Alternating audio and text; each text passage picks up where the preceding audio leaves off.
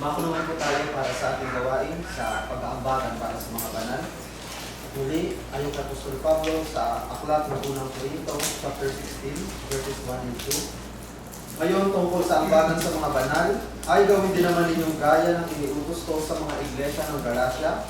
Tuwing unang araw ng isang linggo, ang bawat isa sa inyo ay magbukod na magsimpan ayon sa kanyang iginiginhawa upang huwag nang gumawa ng mga ambagan sa pagparian ko.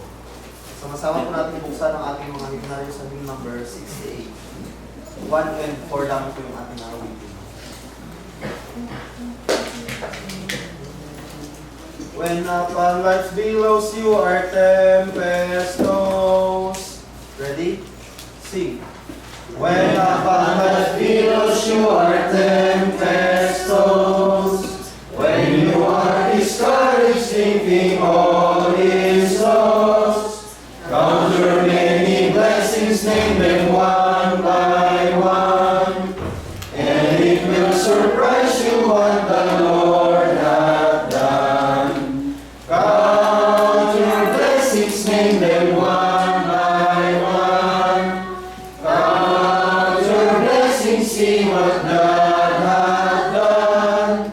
Count your blessings, name them one by one. Count your many blessings, see what God hath done.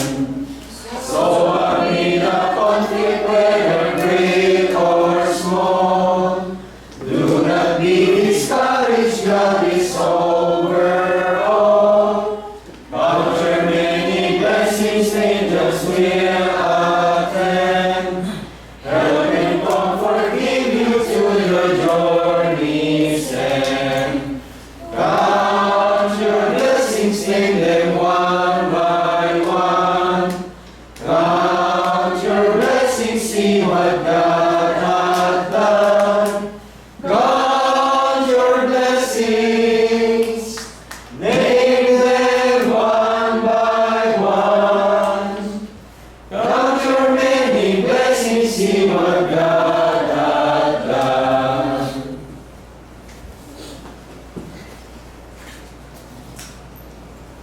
Ulit po ang manalangin. Pakilang Diyos na kapagpagan sa lahat.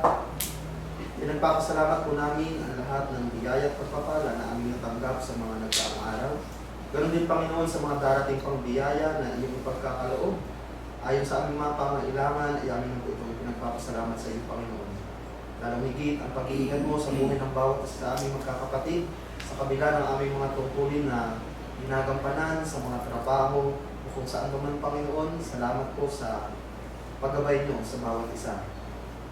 Panginoon, pagpalain mo ang lahat ng mga kamay na sa nagbigay para sa ambagan na ito, handang tumulong para sa paglago ng aming pananambahan upang maitulong ito, Panginoon, sa mga iglesia na nangangailangan ng pampinansyal. Nawa, Panginoon, ay patnubayan mo ang bawat isa sa amin upang mas talo pa kami makapag-provide sa ganitong mga gawain, Panginoon.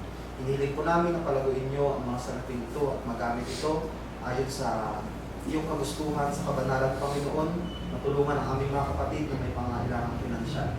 Panginoon, pagpalain mo pa kami sa lahat ng aming mga ninanais para sa aming mga buhay, ang lahat ng mga kapatid na may mga trabaho, may mga pinanghahawakang negosyo. Panginoon, tulungan mo sila at bigyan ng sapat na katalinuhan at kaalaman upang magampanan ang kanilang mga gawain, Panginoon.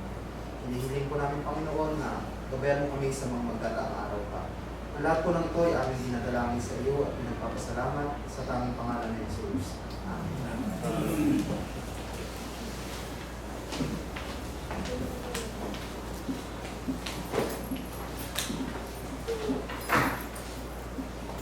Good morning po sa ating lahat. Tayo po dadako sa pagtatanungan at sa pagbabalitaan. May nais po bang tanong ang isa sa atin? Kay Brother Nelson po. Brother Nelson, nabigyan ako ng pagkakataon na maka-attend ng party ng 100 taon. 100 city niya. Ng iglesia? Hindi po, ng tao. 100 years. 100 years. binigyan ko ng panahon yun kasi sabi ko, bihira yun na umabot ang tao sa isang daang tao. At sa nakita ko po, para na lang siyang isang ragdoll na pikit, tulog, na bawat ikikilos niya dapat oposisyon kasi sa mga picture taking siguro. Ang daming tao para lang tumulong sa kanya. Para lang makakilos siya dun sa posisyon na ngayon. Ang tanong ko po, dalawa. Una, kung ganun po naaabot tayo sa 100 taon, na ang isip mo, hindi na rin po siya kasi makakilala eh. Tapos nakapikit na rin siya. Ano pa po ba ang layunin na kung maabot ng 100 taon, na kung ang isipan ng tao na yon ay wala nang, hindi na makakompose, hindi na normal. Ang bibig hindi na rin masabi para makapagbigay ng advice kung kailangan ng mga anak o ng mga tao nasa paligid niya. Paano hindi na makalakad para umabot kung kanino man o paano siya makakapagturo pa ba o magiging ka na lang, guide or example. Ano pa po ba ang inaasahan o layunin ng umaabot ng 100 taon kung ang katawang lupa mo ay hindi na kayang gumalaw pa?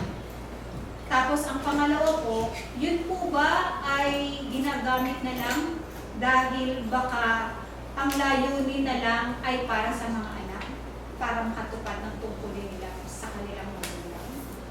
Yun po. Napaganda tayo ni sister po. No? Okay, sa panahon na kung saan ay binibigyan tayo, bakit gaya ng nasabi ko po, may mga nabubuhay ng mahaba, may nabubuhay ng mali. Hindi yung haba ng taon na kung saan tayo ay nabuhay. Ang Diyos, ang bawat isa ay nagbigay sa atin ng iba't ibang mga unique ang pagkatao natin kung saan niya tayo nilalagay. Maaring sa panahon ng kanyang kabataan ay naging magandang ehemplo siya. Or maaaring hindi rin siya maganda. Meron na iparating na mensahe ang Panginoon sa lahat ng nangyayari sa atin dito. Halimbawa, itong matandang to, inabot to ng 100 years. Ito ba'y naging mabuting alat para sa dagat o sa tao? Ito ba'y may magandang ipinakita sa buhay? Samantalang itong batang ito, itong mas batang ito, naging productive ba ito o hindi kahit maiksi ang buhay? Minsan po, titingnan din natin kasi sa iba't ibang sitwasyon, sa iba't ibang pagkakataon, kung ano ang nais iparating, kaya tayo binibigyan ng katalinuhan ng Panginoon eh. Hindi para tayo yung, uy, maganda yung sinabi niya, yun ang sundin natin. Hindi po. Ang inaano ng Panginoon, ito bang pinapakita sa buhay na ito ay dapat nating sundin, makakatulong o hindi. Ngayon na nasabi niyo, 100 years, dapat mamatay na siya o dapat ano na siya. Wala na silbi po yung 100 years eh. Kahit sino naman po, maski ako ayoko umabot sa panahon na ako ay wala ng pagkakataon mag-isip. Kaya lang minsan iisipin mo pa yan bilang isang Kristiyano. Ba't kaya pinahirapan to tinabot ng 100? Baka meron tong kasalanan hindi na pagsisihan. Di ba kadalasan ganun tayo? May mga judgmental na kung saan. Baka hindi pa siya handang tanggapin ang Panginoon. O may gusto pa siyang nais ipabatid o ipakita ng halimbawa. Kaya ang tao po, hindi natin maaaring husgahan at malaman. Tayo sa ating puso, sa ating isipan, titignan natin, may nais iparating ang Panginoon. Yun ay mauunawaan lamang natin kung ang ating pakikipag-ugnayan sa ating Panginoon ay diretso. Kasi kung ikaw ay hindi mananampalataya sa kahalagahan ng Panginoon, hindi mo maiintindihan ang nangyayari sa mundong ginagalawan natin. Pero kapag ikaw ay nasa tamang komunikasyon sa ating Panginoon at ikaw ay patuloy na nag-aaral ng kanyang salita, alam mo kung ano, bakit nangyari ito. Ito ay maaari isang lesson na dapat bigyan ng pakahulugan.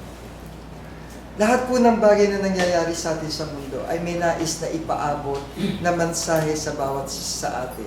Maaaring ito ay parusa, maaaring ito po ay bilang maging ehemplo o inspirasyon sa bawat isa.